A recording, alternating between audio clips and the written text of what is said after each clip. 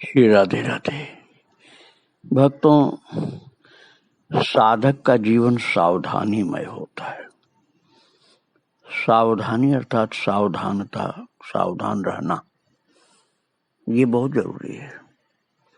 यदि आप सावधान नहीं रहेंगे तो प्रमाद में जीवन हो जाएगा, और प्रमादो वही मृत्यु हो, ऐसा कहा गया है कि प्रमाद यदि जीवन में है तो मृत्यु के बराबर है जीवन। इसलिए सेवक भगवान का जो होता है, जो साधक होता है, उसको सदा सावधान रहना चाहिए। जो सावधान साधक होता है वो उपदेश का, शिक्षा का लाभ प्राप्त करता चलता है और बहुत लाभ प्राप्त कर लेता है। असावधान वाला उतना लाभ नहीं प्राप्त कर पाता है। चक्र जी के महान अनुभव का लाभ सावधान साधक प्राप्त कर लेते थे। मैं आपको पहले एक ऐसी घटना सुनाने वाला हूँ। घटना है जयपुर की।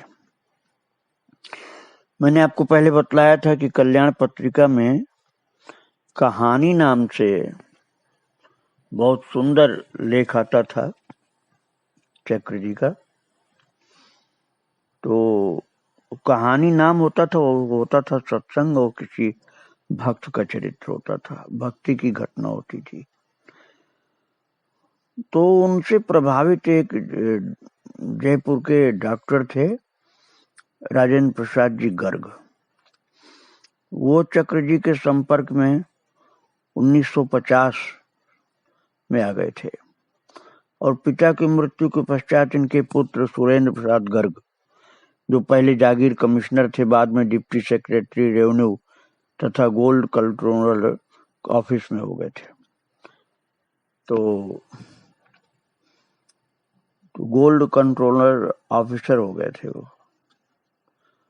उनके अनुरोध पर चक्र जी कई बार उनके घर जयपुर भी गए, क्योंकि संत भक्त जो होते हैं वो प्रेम को देखते हैं। भक्तों, यदि कोई प्रेमी भक्त प्रेम से प्रार्थना करता है तो चले जाते हैं, यदि कोई उनका कठिन नियम न हो तो। पूरा एक सप्ताह का समय जयपुर में उनके परिवार को प्राप्त हुआ। और एक दिन सत्संग चर्चा में चक्र जी ने कहा कि भगवान संबंधी भावना भव रोग निवारिका, परमानंददायिका, परम औषधि है। अब आप लोग सावधानी समझिए इस बात को कि यदि भगवान के लिए उच्च भावना आप रखेंगे तो उससे सारा लाभ मिलेगा। भव रोग निवारण, परमानंद प्राप्ति और परम औषधि।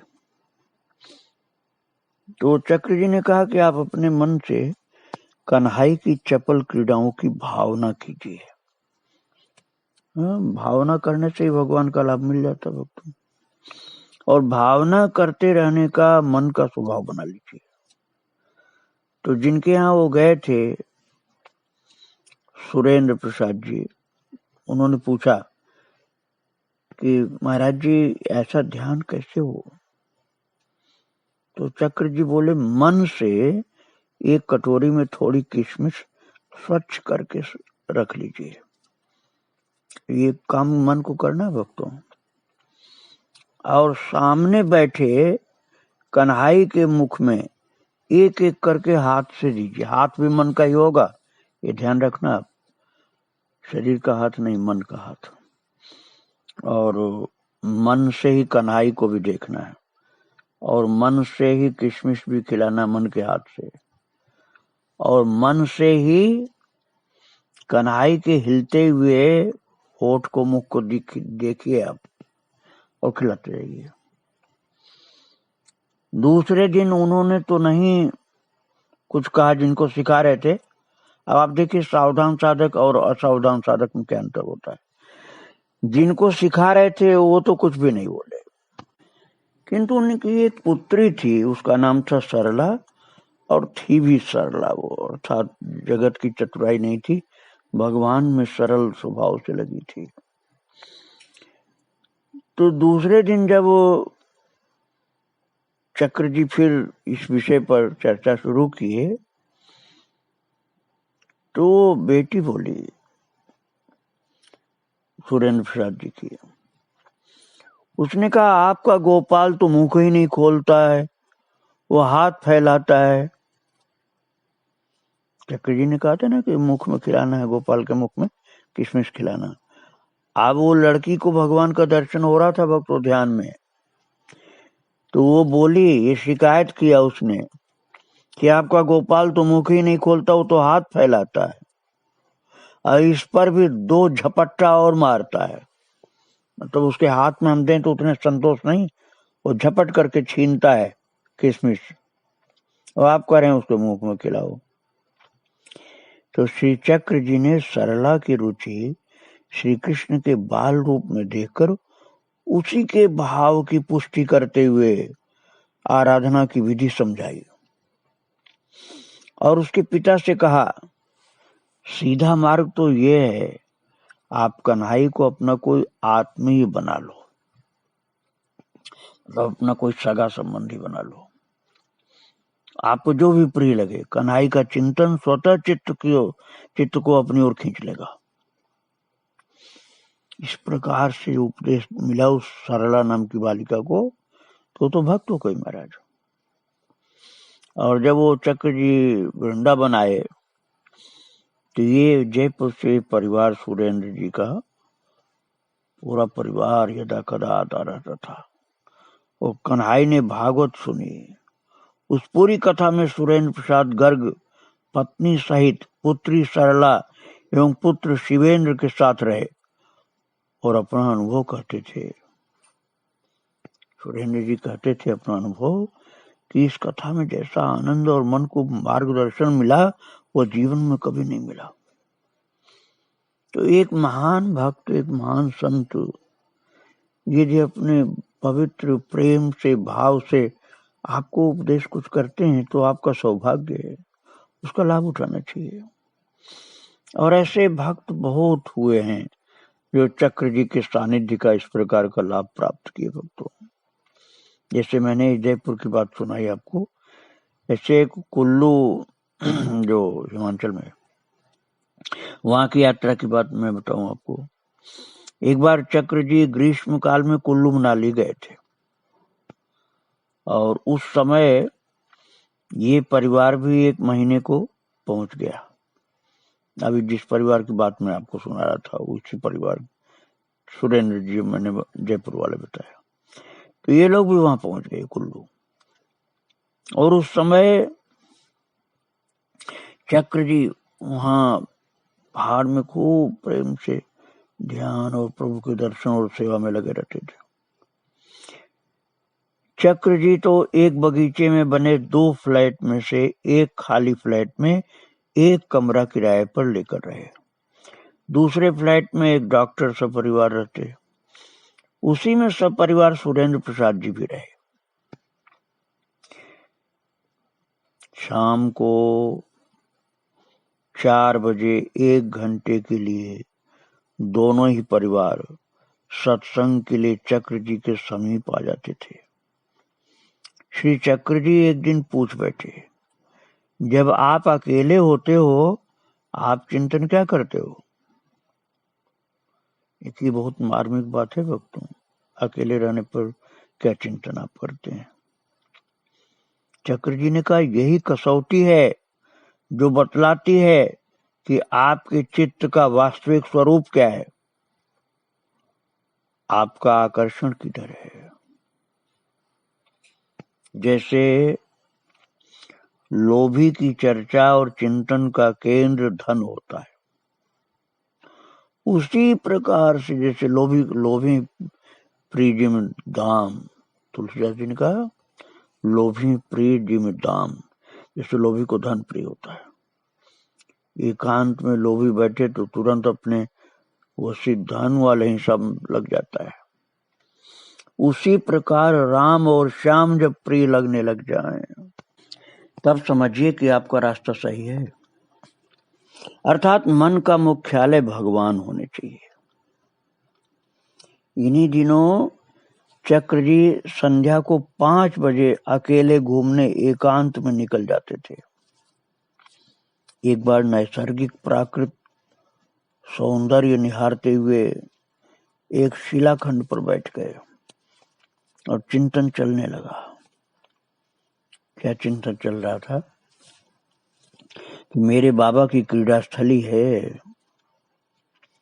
बाबा मतलब शिव जी की बाबा की क्रीड़ा स्थली यही है ना। तो सहसा नेत्र आकाश की ओर उठे और महाराज देखा तुरंत। कितना ऊंचा भाव था इनका कि मन में ये भाव आई कि बाबा की क्रीड़ा स्थली है हिमाचल। और ये भाव आते ही ऊपर जब नेत्र उठे तो देखा अद्भुत दृश्य। गंगाधर शशांक शेखर त्रिलोचन प्रकट हो गए। उनके श्री विग्रह से आह्लादकारी राशि राशि ज्योत्सना झर रही है। प्रकृति का कण कण नाच रहा है उस कल्याण धारा में। वामांक में वात्सल्यमयी जगत जननी अम्बा अपने इस शिशु को अनविच्छिन्न स्नेह धारा से स्नान करा रहे हैं। उन्होंने अपने आप को देखा उसमें और कुछ ही क्षण लगे कि माता पिता भवानी शंकर का श्रद्धा विश्वास समन्वित अर्धनारीश्वर स्वरूप प्रकट हो गया और उन्हें प्रणत सहित वंदन को सिर झुकाया ही था कि यह भव्य रूप अंतर्धान हो गया। लेकिन दर्शन तो मिल ही गया चक्र जी को। साक्षात भवानी शंकर का दर्शन मिला।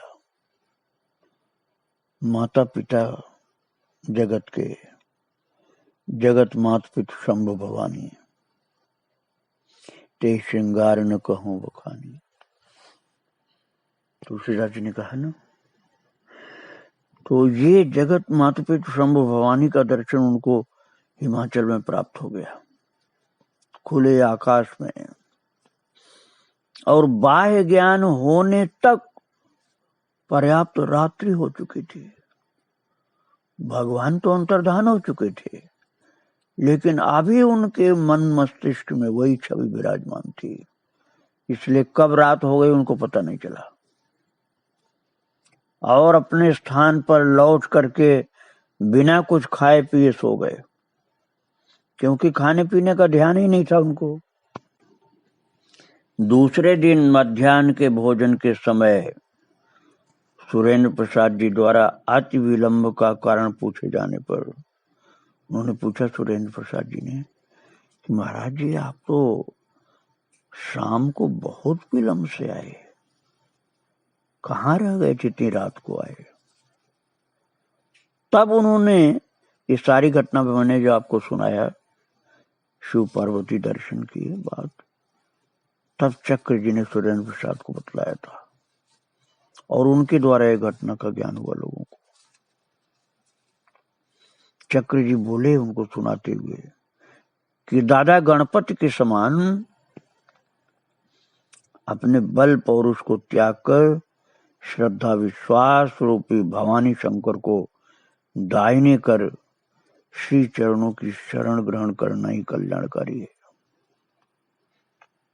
ऐसा ऐसा अद्भुत दर्शन इनको मिल जाता था भक्तों। कितनी ऊंची इनकी भक्ति थी। और बड़े बड़े महापुरुष संत ये सब इनको मिलते ही रहते थे।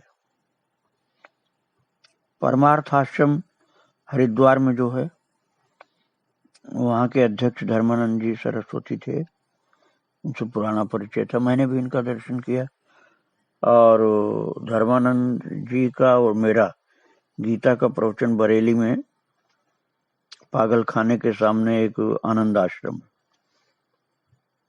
वहां पर हुआ था। महाराज जी का प्रवचन तो 1 हफ्ता था, धर्मानंद जी का और मेरा था एक पक्ष का। तो एक टाइम वो बोलते थे, एक टाइम वो बोलता था, गीता जी का प्रवचन। तब मैंने उनका सानिध्य वहां प्राप्त किया था, दर्शन सत्संग का भी लाभ। और मेरा तो एक निष्पक्ष प्रवचन चलता रहा। तो मैं उन्हीं धर्मानंद की बात कर रहा हूँ आपसे, जो हरिद्वार के परमार्थ आश्रम के अध्यक्ष थे। तो उनका चक्र जी से पुराना परिचय था। हरिद्वार, ऋषिकेश तथा कनखल की यात्रा प्रायः करते ही रहते थे चक्र जी, तो किसी न किसी प्रकार मिलना हो ही जाता था। सन 1965 ईस्वी में परमार्थ आश्रम से स्वामी धर्मानंद जी सरस्वती गीता प्रेस गोरखपुर आए हुए थे और वहीं उन्होंने चक्र जी से मासिक पत्रिका प्रकाशन का प्रस्ताव रखा। किंतु हरिद्वार तब गए जब परमार्थ आश्रम में राधा कृष्ण मंदिर का प्रतिष्ठा महोत्सव हुआ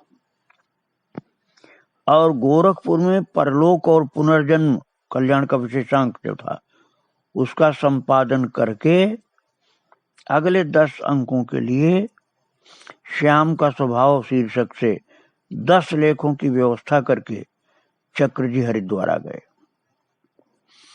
वर्ष 1969 के 14 नवंबर को श्री चक्र जी 58 वर्ष के हो गए थे। तो उन्होंने लेखों और पत्रिकाओं से पारिश्रमिक लेना बंद कर दिया। अभी तक उसी से खर्चा चलता था। चक्र जी जो लेख लिखते थे, संपादन करते थे, कहानी लिखते थे, उसी से उनको पूरा वेतन, पूरा खर्चा चलता था। संपादन तो फिर भी अवैतनिक करते रहे। वर्ष 1972 के अंत में उन्होंने संपादन कार्य बंद कर दिया। मनुष्य अपनी शक्ति के अनुसार ही सेवा करता है। तो चक्र जी ने कहा कि मैंने ये सेवा अपनी सीमा में ईमानदारी से की है। सभी की शक्ति क्षीण होती है, सभी के कार्य निवृत्त होने का अवसर आता है। स्वेच्छा से यह अवसर मैंने चुना है। ऐसा उन्होंने कहा कि मैंने अब ये निवृत्ति का अवसर चुन लिया क्योंकि शक्ति शरीर की अब क्षीण हो रही है। श्री चक्र जी का बाल्यकाल से ही विरक्त जीवन बिताने का क्रम बना हुआ था। उनके मन में कई बार तीव्र इच्छा हुई कि वे इस दुनियादारी के परिवेश को त्याग कर एकांत जीवन किसी पर्वतीय गुफाओं में बिताते हुए परमात्म तत्व का चिंतन करें, किंतु अब तक यह अवसर उनको नहीं मिला। और पत्रिकाओं का भी कार्य संपादन का करते रहे।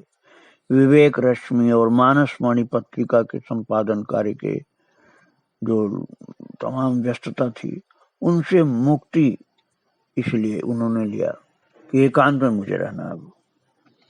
और हरिद्वार में रहते हुए अपने एकांत प्रिय स्वभाव के कारण किसी से मिलना जुलना नहीं पसंद करते थे। उनकी अपनी दिनचर्या ही व्यस्त रखने को पर्याप्त थी। परमार्थ आश्रम में प्रातः की दैनिक प्रार्थना जिसमें सब लोग शामिल होते थे और अनिवार्य भी था सबके लिए, उसमें नहीं शामिल हुए। बोले कि हमको समूह में बैठना एकांत में बाधक बनता है। तो ये क्या करते थे चक्र जी? उस समय ब्रह्म मुहूर्त में नित्य कर्म से निवृत्त होकर आश्रम की प्रार्थना से पूर्व ही गंगा किनारे बांध पर टहलने निकल जाते और टहलने के पश्चात और सूर्योदय से पूर्व स्नान करके उगते सूर्य को अर्घ्य देते। उगते सूर्य को अर्घ्य देने का नियम तो जीवन पर्यंत चला था इनका। गंगा जल से लोटा भर चलते चलते जल लेकर के लोटा कर चलते थे, तो चलते चलते गजेंद्र मोक्ष, भीष्म कृत स्तुति, ये सब पाठ करते हुए कक्ष में लौट करके आते थे अपने कनु के पास, श्याम सुंदर जी के पास। और जब चक्र जी स्नान करके आते उसके बाद अपने कनु को स्नान कराते भगवान कृष्ण को, और श्रीमद् भागवत और गीता का पाठ करते, भगवान को पाठ सुनाते थे, विष्णु सहस्त्र नाम का पाठ, ये सब करके निवृत्त होते। तो कक्ष में वहां के व्यवस्थापक जो थे वो जलपान पहुंचाते। और जलपान करके संपादन आदि का कार्य कुछ जो होता था बाकी उसको कर लेते थे, और फिर कुछ और अध्ययन करके कथा श्रवण करते थे। अब भक्तों मैं इनके लिए बता रहा हूँ कि आगे कैसा इनके साथ चमत्कार होगा वो मैं सुनाना चाहता हूँ आपको। और संध्या समय अपने अनुज को अर्थात भगवान कृष्ण को आशीर्वाद से आह्लादित करके भागीरथी के तट पर बैठकर चिंतन में डूब जाते। कभी कभी विशेष संपर्क के व्यक्ति डॉक्टर काबरा अथवा डॉक्टर स्वामी चक्र जी के कक्ष में अपराह्न के समय में आ जाते, तो उनसे पारमार्थिक चर्चा, साधन साध्य चर्चा और भगवत चर्चा करते। कभी कभी चंडी देवी वाली पहाड़ी पर चले जाते हैं। एक दिन वहां से लौटने में विलंब हो गया, अंधेरे में पथ दिखलाई नहीं पड़ा, अतः मंदिर में वहीं जगदम्बा से कहने लगे, विनती करने लगे, जगदम्बा माँ, ये तुम्हारा बेटा आज तुम्हारे चरणों में है, और कहाँ जाऊंगा, आज तो आपकी गोद में ही हूँ, आपके चरणों में पड़ा हूँ। और वहीं द्वार से सट करके लेट गए महाराज पहाड़ पर, और सोचने लगे, अष्टभुजा हो चाहे 10 भुजा हो, किसी रूप में भी क्यों न हो, हैं तो मेरे कन्हई की बहन ही, मेरा जो कन्हू है, मेरा अनुज, उसकी बहन ही तो है। अब देखिए, भगवान का रिश्ता आपको लगाना चाहिए। अपना व्यक्तिगत रिश्ता बांधने वाला होता है और भगवान का रिश्ता बंधन से मुक्ति देने वाला होता है। अब देवी के लिए क्या रिश्ता उन्होंने सोचा, देवी का दर्शन किया, चंडी देवी का पहाड़ पर, मंदिर के पास पहुंचे थे, अब रात हो गई थी, अब तो आना नहीं था, वहीं लेट गए। तो कहने लगे कि देवी माता, आप चाहे जैसी भी हो, मेरे कन्हई की बहन ही तो हो, तो मेरी तो अम्बा हो, आप मेरी माँ हो, क्या वो अपने गोद के शिशु को नहीं पहचानेंगे? सुना है यहाँ रात्रि को शेर आता है, शेर आता था भक्तों, अब आता है कि नहीं मालूम, लेकिन चंडी देवी मंदिर पर शेर आता था रोजाना। तो वो अपने वाहन के आहार के रूप में मुझे स्वीकार करे तब भी ठीक है। वाहन शेर देवी माता का, तो उन्होंने कहा अब तो मंदिर तो बंद है, मंदिर के अंदर तो मैं जा नहीं पाऊंगा, ये देवी माता का शेर जो उनका वाहन है, यदि वो मुझे अपना आहार मानकर मुझे खा जाए तो भी कोई खराब बात नहीं, देवी की सेवा में लग जाऊंगा। और निश्चिंत होकर सो गए महाराज। और प्रातः उठकर जब चलने लगे तो गीली मिट्टी में शेर के पंजों के निशान स्पष्ट दिखाई दिए। उनको ये प्रमाण मिल गया कि शेर आया था उनके पास रात को। उन्हें तो अपनी अष्टभुजा की करुणा और कृपा सदा ही प्राप्त होती रही। उन्हें जब कभी भी उनकी स्मृति आती तो वे सदा कृष्ण की बहन के रूप में देखकर अपनी मां मान के प्रणाम करते थे। और महाराज अष्टभुजा वरद हस्ता स्नेहमयी दृष्टि से निहारती हुई आकाश मंडल में प्रत्यक्ष दर्शन देती थी उनको, क्योंकि देवी माता के भाई हैं कृष्ण और कृष्ण उनका छोटा भाई। इसी भावना से भावित होकर दर्शन कर लेते थे वो, और माता दर्शन देती थी। और कैसा उनको दर्शन मिला था, एक बार की घटना मैं आपको सुनाऊंगा, किंतु आज तो यहीं विराम दे रहा हूं प्रणाम करके। कल बताऊंगा कि कृष्ण के संबंध से, कृष्ण कन्हू जो छोटा भाई है, उस संबंध से देवी माता प्रसन्न होकर इनको दर्शन दी थी, और वह आप कल श्रवण करेंगे। श्री राधे राधे, जय श्री राधे।